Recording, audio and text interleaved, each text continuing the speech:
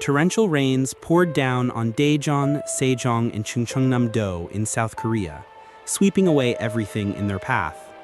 그래서 이거 막 꽉 붙잡고 있어요. 1시간 동안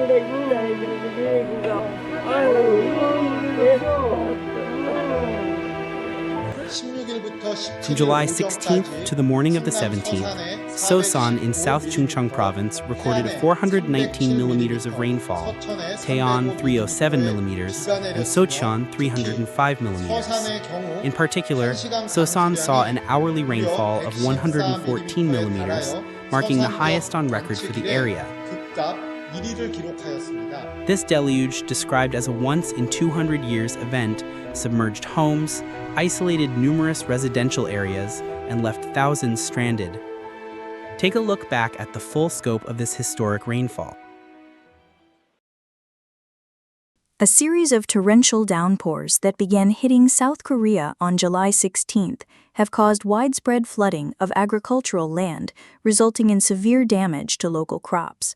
Data from the Ministry of the Interior and the National Fire Agency of South Korea, as of 6 p.m. on July 20th, indicates that at least 17 people have died and 11 others are missing due to heavy rainfall over the past 4 days, which triggered landslides in this Northeast Asian nation.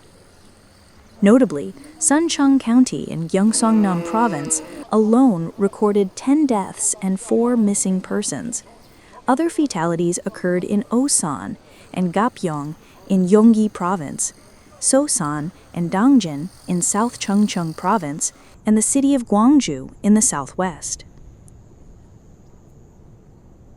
To date, nearly 2,000 roads have been flooded, eroded, or damaged, along with public infrastructure, and over 2,200 cases of private property damage have been reported. Nearly 13,500 people have been evacuated to shelters across 15 major cities and provinces nationwide. Additionally, 62 flights were canceled due to the adverse weather conditions. A video provided by Yonhap News Agency shows bridges and roads covered in mud and debris carried by the floods. Residents wearing mud-covered sandals stood on a damaged bridge while heading to evacuation shelters, while others assisted in cleanup efforts. According to the Gyeonggi Province Fire Department, 63 people were rescued by emergency teams and 285 others self-evacuated from the heavily affected areas.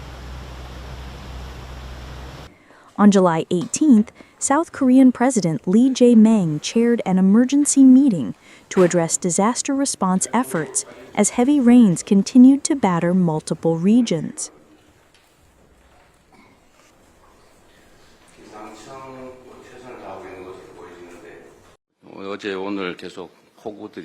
Torrential downpours since yesterday have caused human and material damage in many places. The state's foremost duty is to safeguard the lives and safety of its citizens.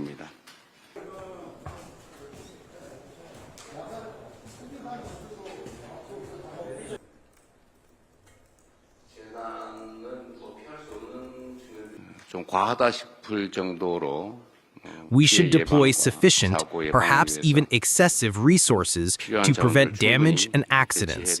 Centered on the Ministry of the Interior and Safety, every ministry and agency should mobilize all available resources and administrative capacity.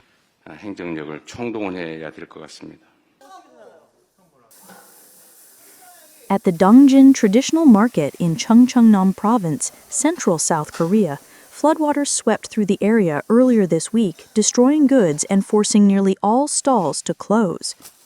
Even though each of us has personally suffered big losses, we're victims.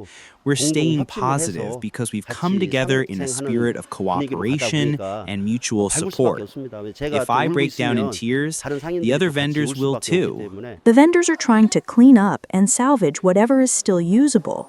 For many, reopening is not so much about making a profit, but about surviving and maintaining their livelihoods. All of our equipment on the floor had to be thrown out. We're trying to reopen for business, but we still don't have electricity or running water, so we can't do anything right now. They say recovery work will be finished by Thursday, but until then, we can't operate, so the losses are pretty significant. We quickly teamed up with volunteers, and by afternoon, more than half of the trash outside had been cleared.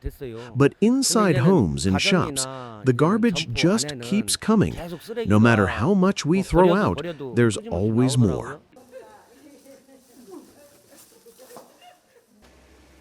According to South Korea's Ministry of the Interior and Safety, several southern regions, including Yesan, received more than 350 millimeters of rainfall. Lee Hwan-bom, who has been raising dairy cows for over 35 years, recalls the moment his farm was suddenly engulfed by floodwaters on the morning of July 17th. Lee said he stayed up all night in his car with his son to protect the herd. I stayed up all night in the car with my son to protect the cows. The situation was unbelievable. When the water gushed toward the house, the cows were trying to step anywhere they could get a foothold of in the floodwater, stretching their necks up to keep breathing and splashing through water. It was utter chaos. By Friday, several of Lee's herd of 80 cows had either died or been severely injured, and most of the farm's facilities, including the milking equipment, were also heavily damaged, further exacerbating the difficult situation.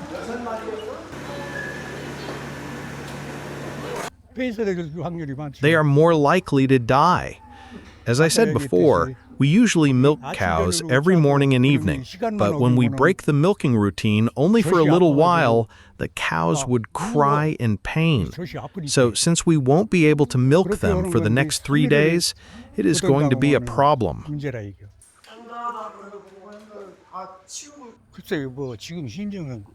Well, it's hard to describe how I feel right now. There are no words left to say. I feel really frustrated. What shall I do? It's natural disaster.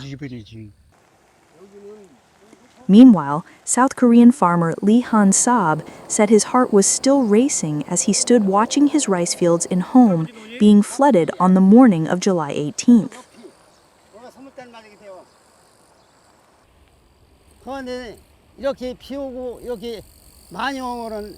I've never seen this much rain in my 78 years of life.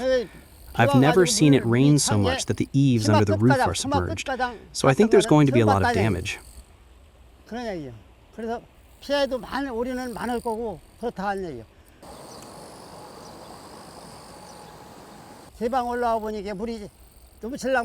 When I came up to the embankment, it was full of water and it was about to overflow. About 20-30 minutes later, the water just overflowed. I was scared, so I took the truck out to evacuate. And the river has run over another bank. The road was submerged to the point where the wheels were submerged. I barely managed to evacuate to the higher ground of my village.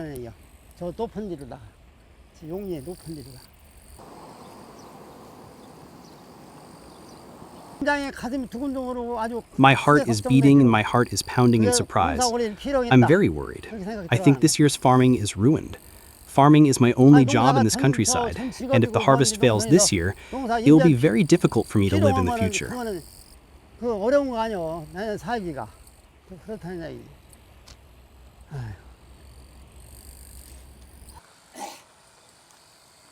According to South Korea's Ministry of Science, power outages caused approximately 7,000 telecommunications base stations serving wireless services to be disrupted starting from noon on July 20th, local time, affecting around 100,000 fixed-line telephone and internet subscribers.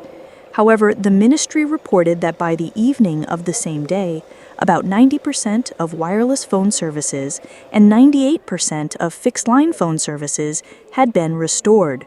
Most network disruptions were recorded in Suncheon and Yapyeong counties in southern South Korea, approximately 55 kilometers northeast of the capital Seoul, as these areas experienced heavy rainfall in a short period.